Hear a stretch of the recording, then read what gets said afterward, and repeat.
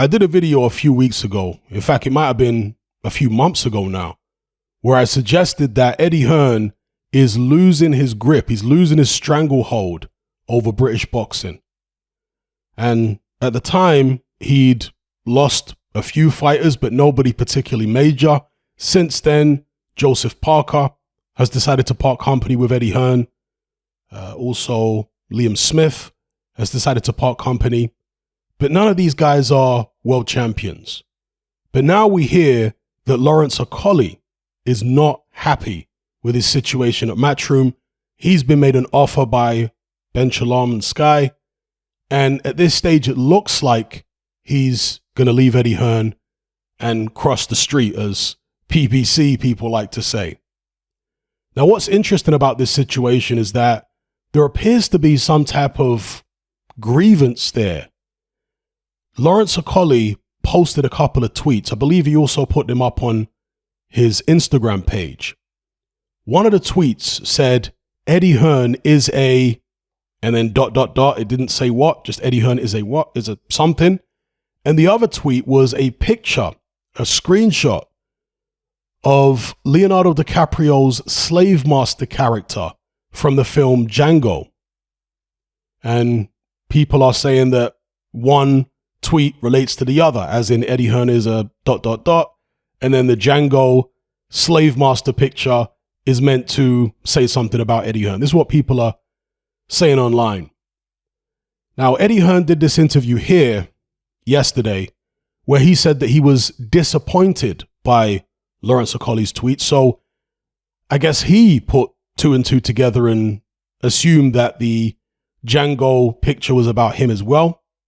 He said that he's done a lot for Lawrence Okolie. He's lost money on several shows when Lawrence Okolie hasn't put on good performances. He famously stuck to his word, as you should, and bought Lawrence Okolie a Sky Dweller Rolex. That was all on camera when Lawrence Okolie was given that gift.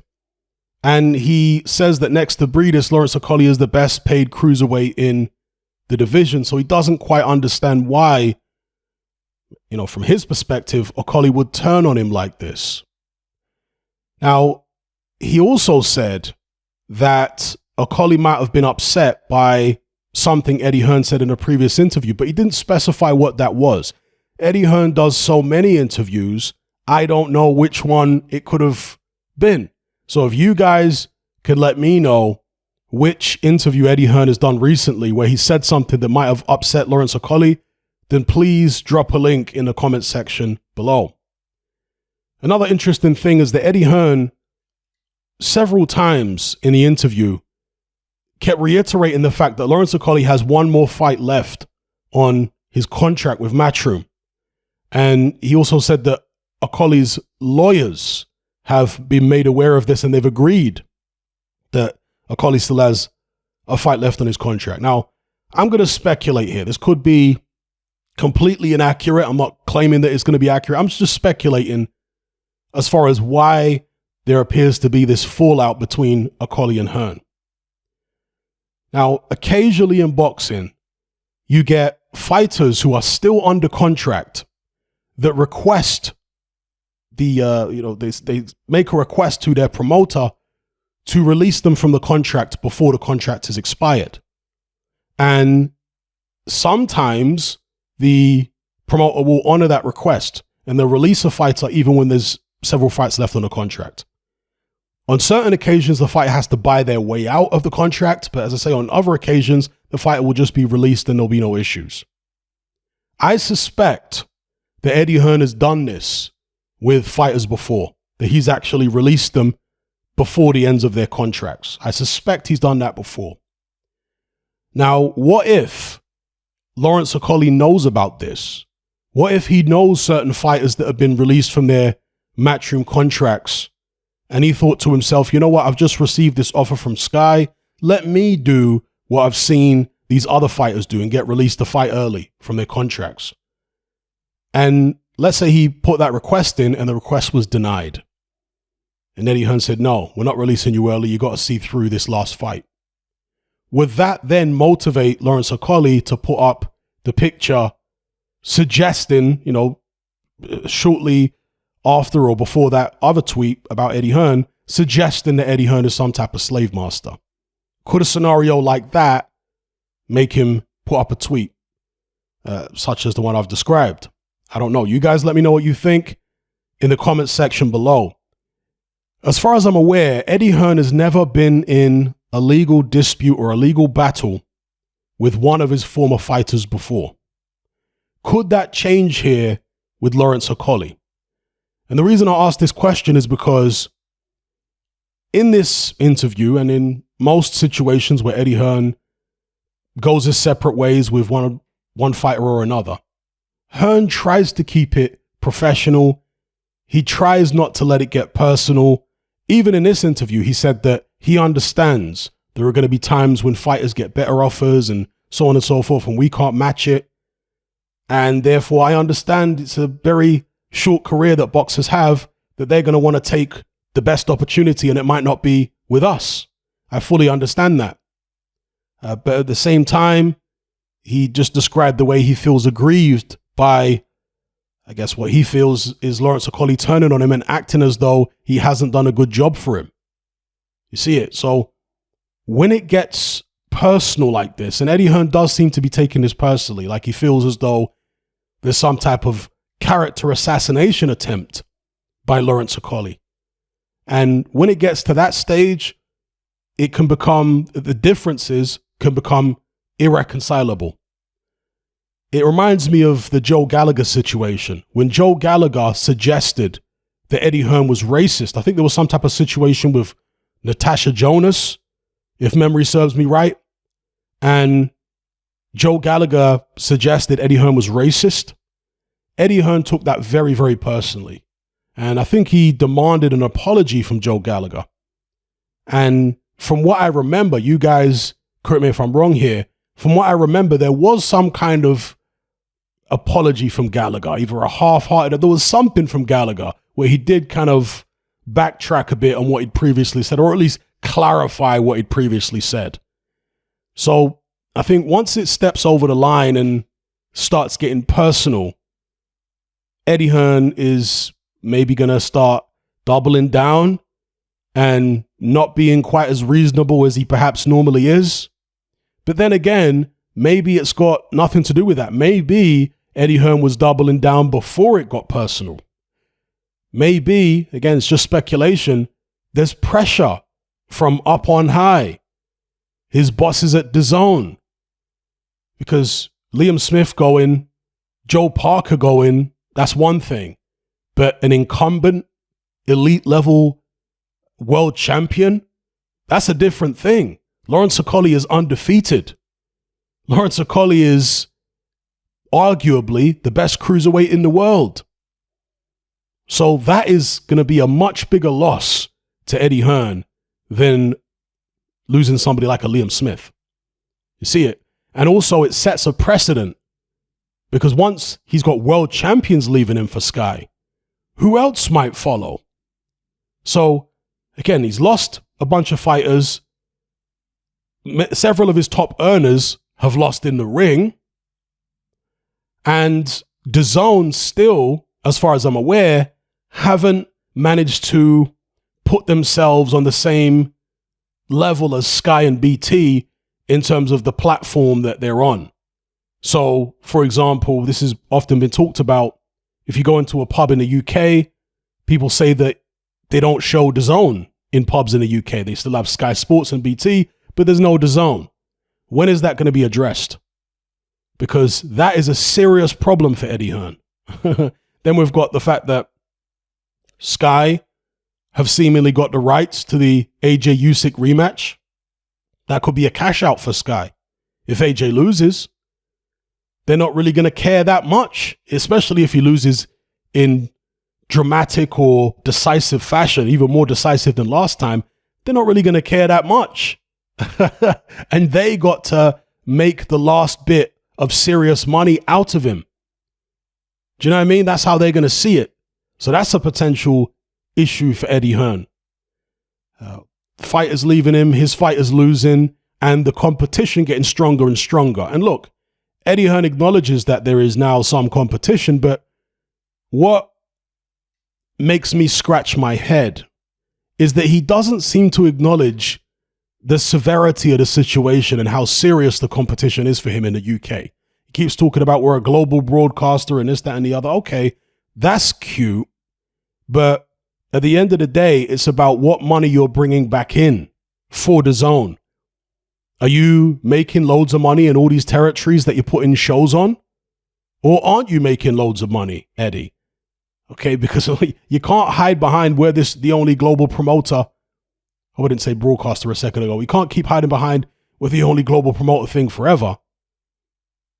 The bread and butter for Matchroom was the UK. The second market, the United States. And in the United States, he's always had competition, of course. But in the UK, he was so far ahead of everybody. I think he started resting on his laurels. And the fact that he can't seem to acknowledge how fierce the competition is now in the UK leads me to suspect that things are just going to get worse for Eddie Hearn in Britain, because he's not acknowledging how serious a predicament he's in right now. You guys let me know what you think in the comments below about the Lawrence Okolie situation. Of course, people are chiming in saying Okolie's ungrateful, all the things that Eddie Hearn's done for him. I don't know what's going on behind the scenes, so I can't say what's what. All I can tell you is that, as I've said many, many times, fighters have to take the best opportunities for themselves. They do not owe these promoters anything because the promoters are there to make money. The promoters are not your friends. They're not spending money on you because they like you as a person, for the most part. They're doing it because they want a return. You see it? And so, with regards to, and by the way, I also saw a clip from an interview of Lawrence Okolie on The Boxing Voice where he was talking to Nesta Gibbs. And again, he was very suggestive of parting ways with Eddie Hearn. We've also had Felix Cash, maybe I'll do a separate video about that, saying that Eddie Hearn needs to pull his finger out and start getting him some big fights. Has Felix Cash been approached? Felix Cash said after his next fight, he's going to sit down with Eddie Hearn and see what's what. Does that mean that Cash has only got one fight left on his contract? And of course, we know that Sky have signed a lot more of the amateur talent, the British amateur talent that's just turned over pro than Eddie Hearn has so far. So again, for those people who are in denial, and there's lots of them, these fanboys, these Matchroom fanboys who are in denial about Matchroom having already peaked and now seemingly going downhill, right, into a trough. And look, businesses go through peaks and troughs. I've never said that I think it's going to go downhill for Eddie Hearn and then that's it, he's finished. It's possible, but that's not what I've ever said. It's possible that he goes down and reaches a trough, bottom of a trough, then he comes back up again at some time in the future. But if you can't see that Eddie Hearn has now turned over the crest of the hill and he's starting to go downwards now, at least in the UK market, then you are seriously, seriously delusional. Because it's clear as day now, folks. It's not about hating Eddie Hearn or any of this kind of stuff. This is just the idiotic mentality of fanboys. That's what it is when they come out with stuff like that at me. I'm just looking at the situation objectively. And I think that if Lawrence Okolie goes, that could be a watershed moment for Matchroom's business, at least regarding boxing in the United Kingdom. Because this is a guy, 18-0, undefeated, elite level world champion, who, you know, looking at unifications and what have you, to lose someone like this is not like losing a Billam-Smith. It's not even like losing a Joseph Parker. Although Joseph Parker's been in some big fights. Joseph Parker's a foreign fighter. This would be more significant. Not like Lawrence Okolie is selling crazy amounts of tickets and stuff like that, because he isn't. Okay? But there's the potential there for Lawrence Okolie to be in big fights that sell a lot of tickets because of how good he's been so far. You know, if he has his last fight, and we'll see what happens, whether they get into some kind of legal issue with Lawrence Okolie not wanting to go through with his final fight with Matchroom. whether he buys his way out of the contract, whatever the case may be. If he leaves Matchroom, let's say sometime in the next year, it'll be interesting to see if he joins Sky and Boxer, what they're going to do with him over there. Surely he's going to want that unification. But at the same time, they have a certain Mr. Richard Riakporhe who's been talking about this Lawrence Okolie fight. Perhaps they would try and get the unification for Lawrence Okolie, and if he wins that, then build up this rivalry between Okolie and Riakporhe and try and sell a lot of tickets with that. It's possible. And I can see how that fight would appeal to more people because, East London, South London rivalry again, just like with Lawrence Okolie for Isaac Chamberlain. That generated quite a lot of interest, the East London, South London thing. So, Lawrence Okolie, not a massive ticket seller thus far, but there's potential there. And there's even potential, of course, for him to move up to heavyweight sometime in the future and have a run there and see what he can do.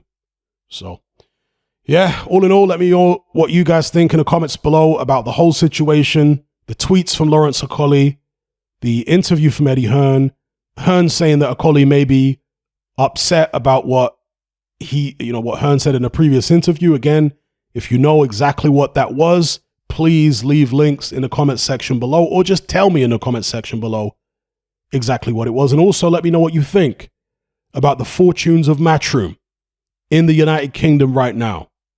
Are they just beginning, as I believe, to fall from grace and lose their grip, lose their stranglehold on British boxing? Or is this a false alarm? And a lot of the issues here that Matchroom are facing are to do with their decision to join DAZN and leave Sky. Now look, in business, you're going to make mistakes. Doesn't matter how smart you are, doesn't matter how accomplished you are as a businessman. I mean, you look at some of the top businessmen in the world and you'll see over their history that they made certain mistakes. They had businesses that failed, projects that failed, etc., etc.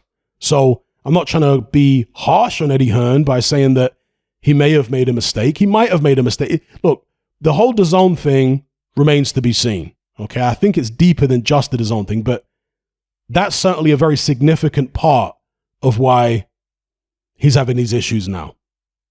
Maybe DAZN will be a lot more successful in America or other territories. I mean, it already is successful in several international territories. But with regards to the UK market, it remains to be seen. But if it turns out to be a bad decision by Eddie Hearn, I'm not saying this makes him a terrible businessman. Do you know what I mean? People make mistakes. That's what business is like. You win some, you lose some, you learn from your mistakes and you move on and you get better the next time. So you guys let me know what you think about everything I've talked about in this video.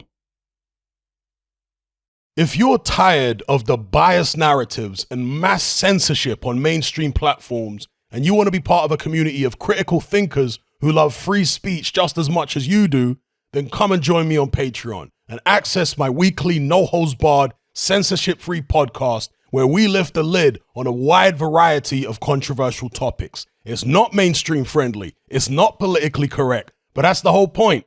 We dare to stand as a beacon of reason against an army of insanity. Just head on over to my Patreon page and select the tier called Hatman Hot Topics. You'll gain access to a minimum of 2 hours of exclusive content every single week, including podcasts, videos, interviews, live stream Q&As, as well as my popular Confessions of a Nightclub Bouncer series. Not to mention a vast back catalogue of hundreds of hours of previous episodes. You can listen via the Patreon app with the option to download in high-quality MP3. We've also got an Element group where you can come and chat and hang out with myself and other members. Unlike Discord, it has full end-to-end encryption, is decentralized, and is 100% censorship-free. You can also send voice notes as well as much larger audio and video files than you can on Discord. So come and sign up on Patreon. There's no contract, there's no commitment, you can cancel at any time, and it's cheaper than a cup of coffee.